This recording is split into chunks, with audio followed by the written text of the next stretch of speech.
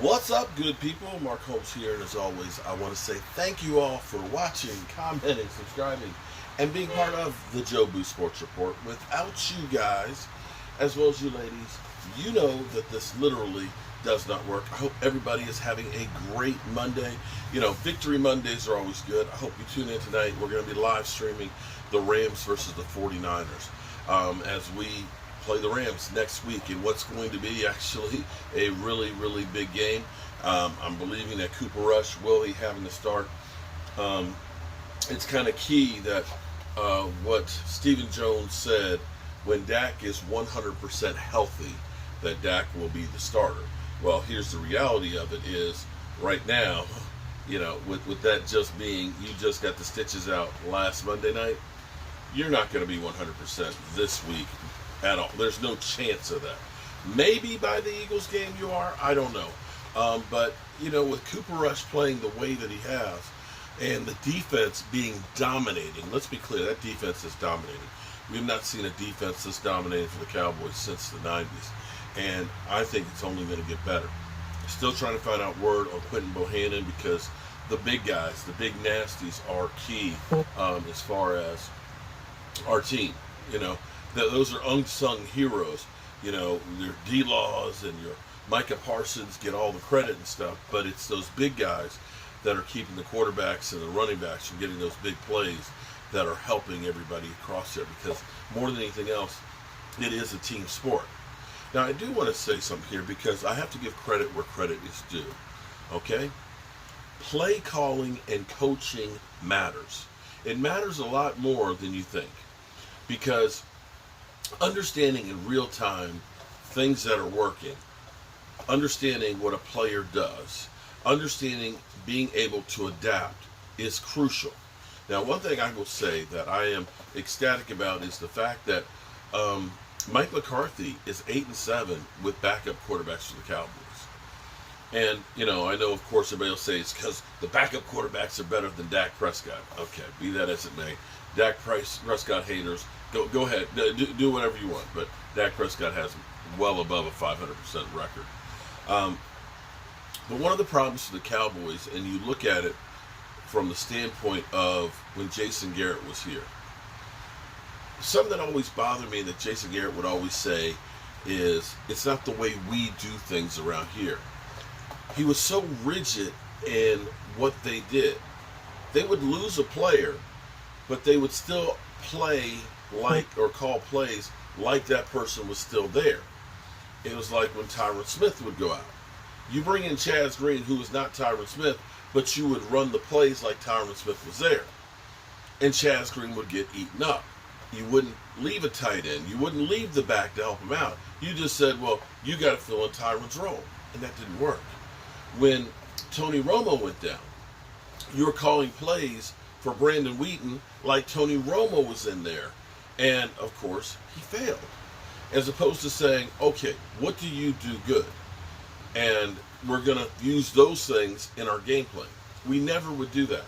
And that's why the former administration had problems when they would lose players. The thing that I could actually say is they have actually been really good at understanding what Cooper Rush does well and using those in the game plan. Here's the thing, and this is not like it's rocket science. This is one of those things that I've kind of said before when I looked at play calling before. Sometimes when you have all the tools and everything else, you kind of go ahead and try and use all the tools that you have out there. And you forget about doing sometimes things that are maybe lesser.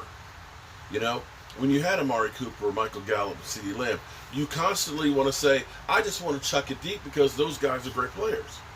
But the reality is when you become one-dimensional, then that's a problem. So as we look at Cooper Rush right now, in play action, is the number one rated quarterback. 90.5. Play action, for those who don't understand what play action is it's like you're faking the run, but you're actually going to pass. Whereas a draw is the reverse. You are faking a pass, but you're actually running. And the reason why you fake things are so you'll get the teams to do the opposite of what you're trying to do. You're disguising what you're doing. If you go back to a preseason game where I was going through and I was showing you guys the perfect drive in preseason with Cooper Rush, and I was like, I actually said that drive made Cooper Rush look like a great quarterback because they used 12 personnel. They ran the ball, and by doing those things first, what it did was it sucked up everybody in the play action. And so when you have 8 men in the box because they're worried about stopping Tony Pollard and Zeke Elliott, and you bootleg Cooper Rush, the advantage is to the offense because now you're typically going against a heavy package. You're going to have maybe only 3 guys in coverage, or the linebackers are going to be stepping up along with the safety to stop the run. Now we got to backpedal, and they lose the receivers. So you look at that and say, man, Cooper Rush is the man. But here's the reverse of this.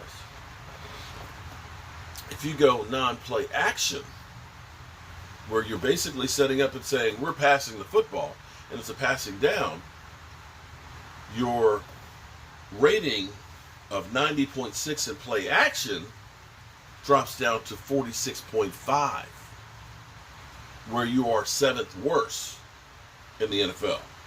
Number 1 in play action, 46, and 7th worst in straight up passing. And this is where coaching matters. And this is where, before Cooper Rush went in there, before the Tampa Bay game, when you become one-dimensional, and I know you have to pass, it's easier to defend. So 12 personnel comes in. I know I sound like a frickin' mockingbird, but I keep talking about 12 personnel. 12 personnel is one of those things, it can be a toss-up between a pass and a run. If I'm saying it's going to be a run, then we should pass it. If they think that it's going to be a pass, then we should run. And these things give you advantages. And now Kellen Moore, along with Dak Prescott on the sidelines, and Mike McCarthy having input, are doing those things and saying, we got to be a little bit more trickery.